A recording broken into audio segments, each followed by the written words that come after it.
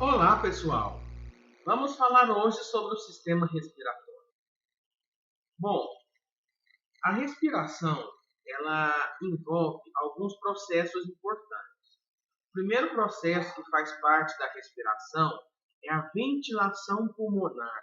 O que seria ventilação? É deslocar ar para dentro e para fora dos pulmões, através da inspiração e da expiração. Além da ventilação, nós temos a difusão gasosa entre os alvéolos e o sangue e entre o sangue e os tecidos. Lembrando que essa ventilação ela é regulada através do nosso centro respiratório, né, localizado na ponte e no bulbo. Bom, para ocorrer a ventilação, nós precisamos realizar a inspiração e a expiração. Ventilar não é nada mais, nada menos do que aumentar ou diminuir volume de caixa torácica. Então, durante a inspiração, nós contraímos o diafragma e os intercostais externos, o que faz com que aumente a caixa torácica, a pressão interna diminua, deslocando o ar para dentro dos pulmões. Na expiração forçada, ocorre o inverso.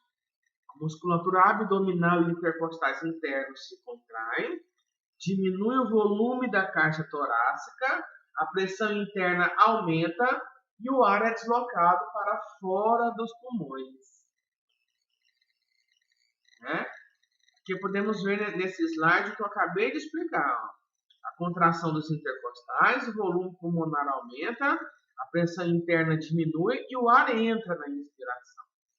Na expiração normal, ela é passiva, ocorre somente relaxamento dos músculos que estavam contraídos, fazendo com que a pressão interna aumente e o ar possa sair.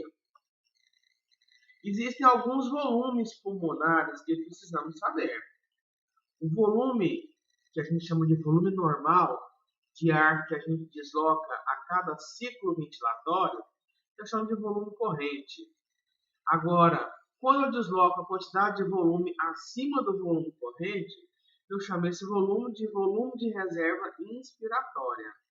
Agora, quando eu forço a expiração, usando meus abdominais, eu vou utilizar um volume extra, eu vou ventilar, expirar, né, para fora um volume maior, vou chamar volume de reserva expiratório. E existe um volume que permanece nos pulmões nas vias aéreas, chamado volume residual. Então, podemos ver nessa imagem aqui, nessas ondas menores, volume corrente, o volume de reserva inspiratório, o volume de reserva expiratório, e logo abaixo ali, o volume residual. Somando alguns desses volumes, nós teremos as capacidades inspiratória, por exemplo, somando o volume corrente mais o volume de reserva inspiratório. Né? Temos também a capacidade residual funcional, que eu somo o volume de reserva expiratório mais o volume residual. E a capacidade vital, que é o que a gente usa no esforço máximo.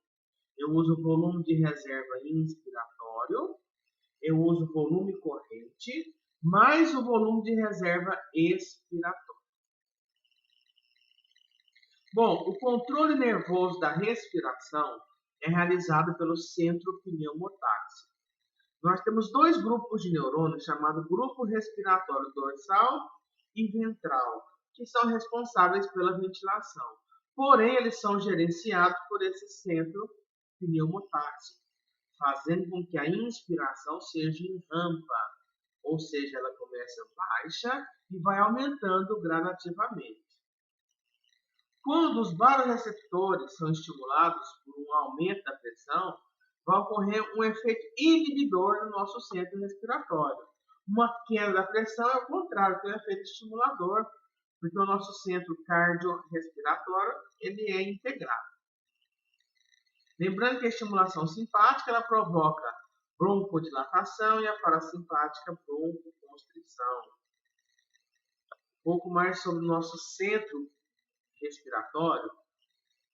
O centro pneumotáxico ele vai determinar a amplitude da rampa inspiratória. Então, quando eu tenho uma rampa mais longa, a minha ventilação vai ser menor, vou ter menos ciclos.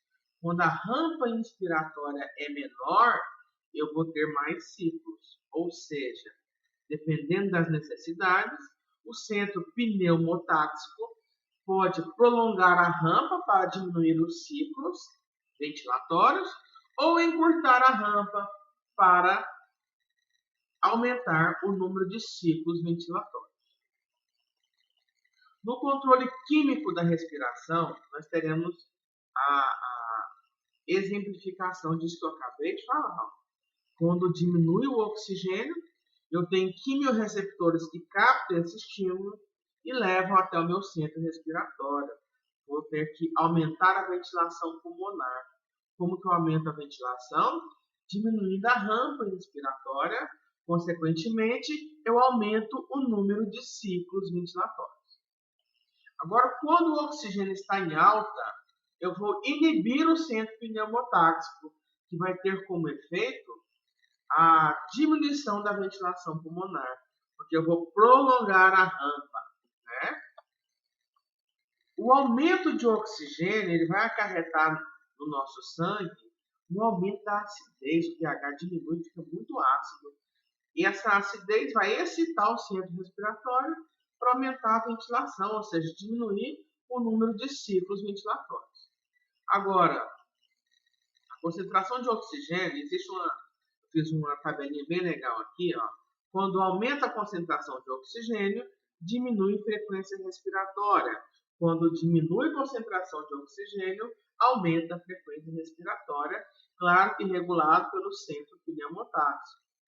Sobre o gás carbônico, quando aumenta o gás carbônico no sangue, o sangue fica mais ácido, então vou aumentar a frequência respiratória.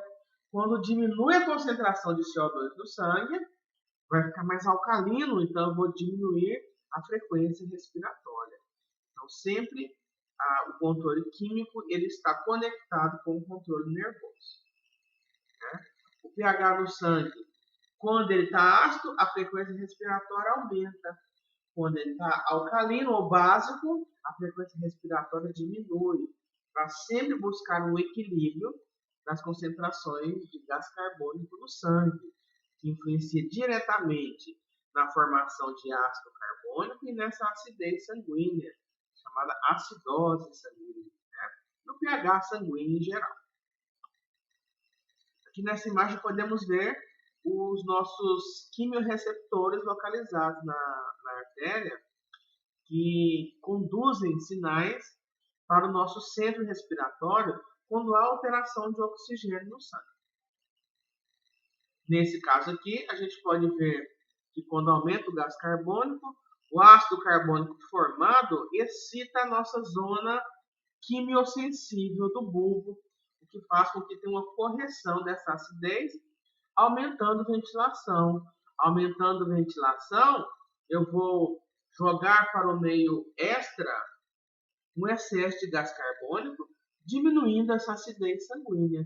Lembrando que esse processo é favorecido pela excreção renal. Eu vou excretar ácido carbônico também para ajudar a regular o pH sanguíneo. Espero que tenham gostado. Até a próxima. Vamos estudar. Um abraço e até mais.